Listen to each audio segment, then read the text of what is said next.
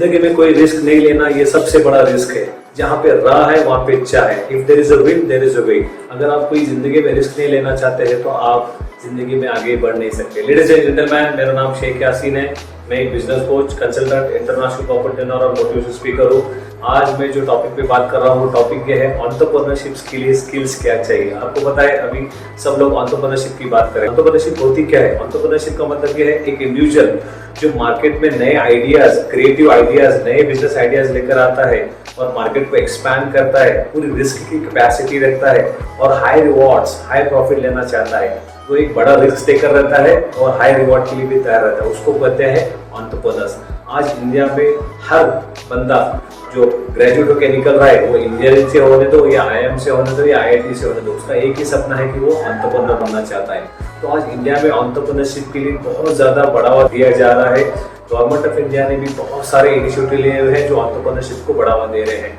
तो हमारी जिम्मेदारी ये बनती है कि हम लोगों को बताएं कि एंटरप्रेन्योरशिप होती क्या है और एंटरप्रेन्योरशिप के लिए स्किल्स क्या अवेलेबल रहना चाहिए। जैसे मैंने बताया आपको, एंटरप्रेन्योर एक बिजनेस, एक मार्केट में नया आइडिया, क्रिएटिव आइडिया लेकर आता है, बिजनेस को एक्सपैंड करता है, बिजनेस का बहुत सारा रिस्क वो लेता है और बहुत सारा प्रॉफिट भी वो खुद ही लेता है। तो उसको कहते हैं एंटरप्रेन्योरशिप। मैं कुछ यहाँ पे आपको एंटरप्रेन्योरशिप के स्किल्स बताने जा रहा हूँ। पहला एंटरप्रेन्योरशिप का स्किल है सेल्फ असेसमेंट। आपको कोई भी एंटरप्रेन्योरशिप या कोई बिजनेस करने के लिए आपको आपका सेल्फ असेसमेंट करना बहुत जरूरी होता है। सेल्फ असेसमेंट में क्या होता है? सेल्फ असेसमेंट में होता है स्वॉट एनालिसिस, जिसे आपकी स्ट्रेंथ क्या है, आपकी वीकनेसेस क्या है, मार्केट के अंदर अपॉर्चुनिटीज क्या है, मार्केट के अंदर थ्रेट्स क्या है।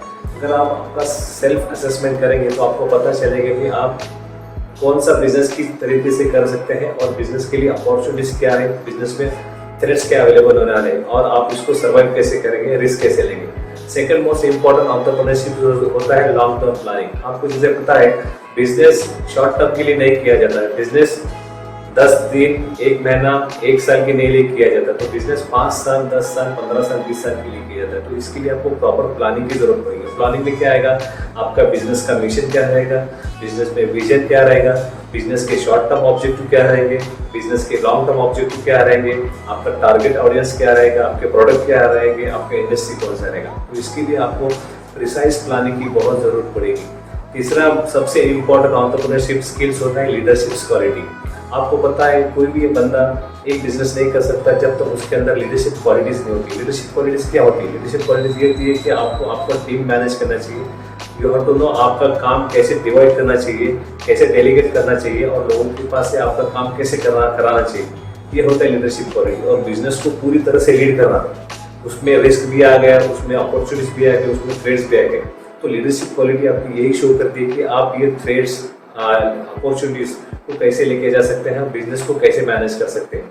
तो लीडरशिप क्वालिटी भी बहुत इंपॉर्टेंट है। चौथा सबसे इंपॉर्टेंट एंटरप्रेन्योर स्किल्स होता है इंडस्ट्री का सिलेक्शंस। आपको पता है आज बहुत सारे इंडस्ट्रीज इंडिया में अवेलेबल है, जैसे FMCG है, मैन्युफैक्चरिंग है, फूड एंड बेवरेजेस है, फार्मास्यूटिकल्स है, रिटेल है, डिस्ट्रीब्यूशन है, एजुकेशन है, एडुटेनमेंट है, इंफोटेनमेंट है, लॉजिस्टिक्स है, फर्नीचर इंडस्ट्री है, मैन्युफैक्चरिंग है, ट्रेडिंग है।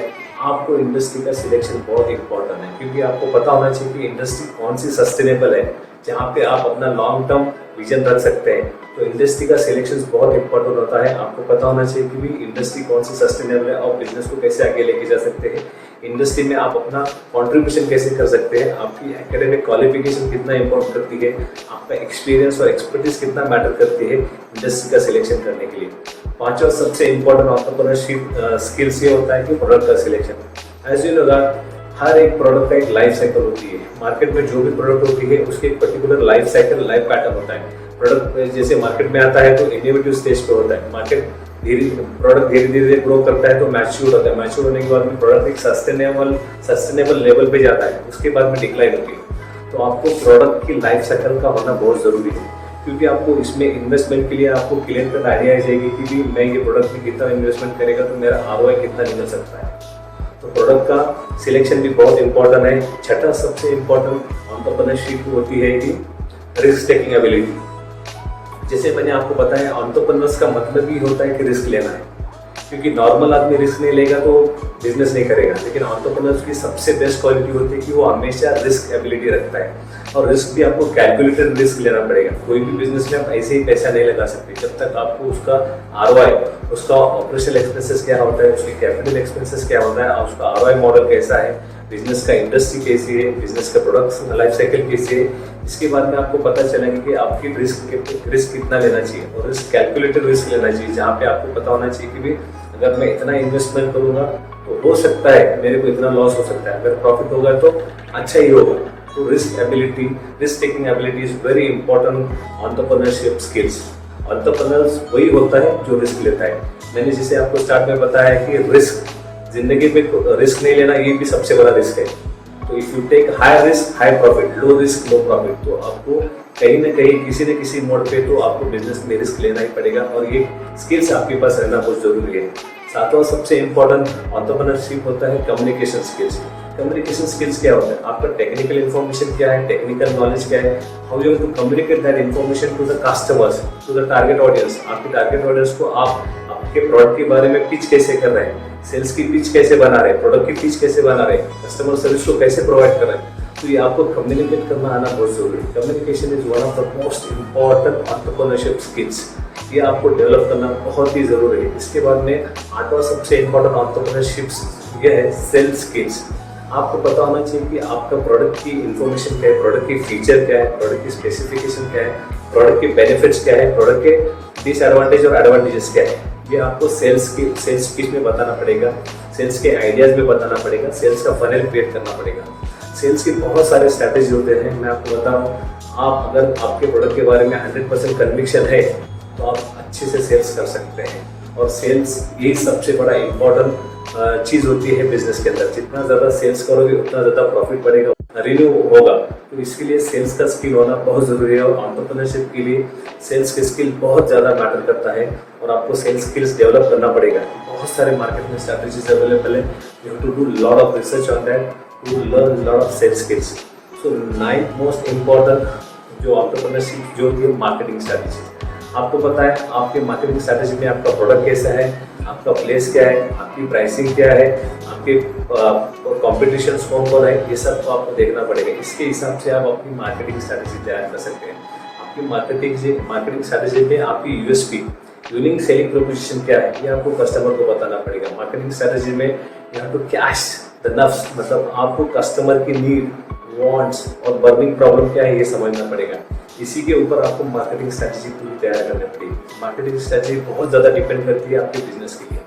तो 10 मोस्ट इम्पॉर्टेंट जो एंटरप्रेन्योरशिप जो है टास्क डेलीगेशन। जैसे मैंने आपको बताया, जैसे आप एंटरप्रेन्योर्स हो, आप बिजनेस कर रहे हो तो आपके बिजनेस में बहुत सारे लोग आपके साथ में रहेंगे। सेल्स की टीम रहेगी, मार्केटिंग की टीम रहेगी, अकाउंट्स की टीम रहेगी, फाइनेंस की टीम रहेगी, कस्टमर सर्विस की टीम रहेगी। बट यू शुड नो, आपको ये पता होना चाहिए कि कौन सा काम किसको कैसे देना चाहिए और उसको रोल्स एंड रिस्पॉन्सिबिलिटी कैसे देके अकाउंटेबिलिटी के साथ में उसके साथ में काम कैसे करा के लेके जाना चाहिए। तो task delegation is very important because we are human being. हम लोग सब कुछ अपने बिजनेस में नहीं कर सकते। जो अपने बिजनेस में सब कुछ करना चाहता है वो रामू काका कहलाएगा, क्योंकि जब तक आपको आपका काम डिवाइड करके आपके टीम मेंबर को नहीं देना आता है तब तक आपके पास में एंटरप्रेन्योरशिप डेवलप नहीं हो सकती। तो इसके लिए टास्क का डेलीगेशन आपको इम्पोर्टेंट है कि ये बहुत इम्पोर्टेंट आपके लिए एक एंटरप्रेन्योरशिप स्किल्स है। तो लेडीज एंड जेंटलमैन, आपको ये 10 एंटरप्रेन्योरशिप स्किल्स कैसे लगे आप कमेंट्स बॉक्स में आपके कमेंट्स रख सकते हैं। मैं पर्सनली आपके कमेंट्स पढ़ूंगा और उस पर अपना रिप्लाई भी दूंगा। और don't forget to watch my second video because मैं सेकंड वीडियो भी इसी पे बनाना चाह रहा हूँ और 10 इम्पोर्टेंट एंटरप्रेन्योरशिप स्किल्स मैं आपको देने वाला हूँ मेरे सेकंड वीडियो में। मैं आपसे रिक्वेस्ट करता हूँ आप ये वीडियो देखने के बाद मेरा सेकंड वीडियो भी देखिए एंटरप्रेन्योरशिप स्किल्स के लिए, तो आपको पता चलेगा टोटल मैंने 20 स्किल्स आपको एंटरप्रेन्योरशिप स्किल्स पे दे रहा हूँ। ये आपके लिए बहुत इंपॉर्टेंट है अगर आप एंटरप्रेन्योरशिप करना चाह रहे हैं तो। So thank you very much once again, ladies and gentlemen. I would like to request you to subscribe to my YouTube channel, like it and share with your contact list, and don't forget to press the bell icon below to get more updated videos. आपके comments भी मेरे लिए बहुत valuable है। मैं आपके comments को regularly पढ़ता हूँ और उस पर रिप्लाई भी करता हूँ। तो आप मेरे चैनल को सब्सक्राइब भी कीजिए और आने वाले वीडियो भी देख लीजिए। बहुत ही ज़्यादा इंपॉर्टेंट वीडियो मैं आपको इस चैनल पे दे रहा हूँ, absolutely free of charge. So thank you very much once again. This is Sheikh Yasin signing off.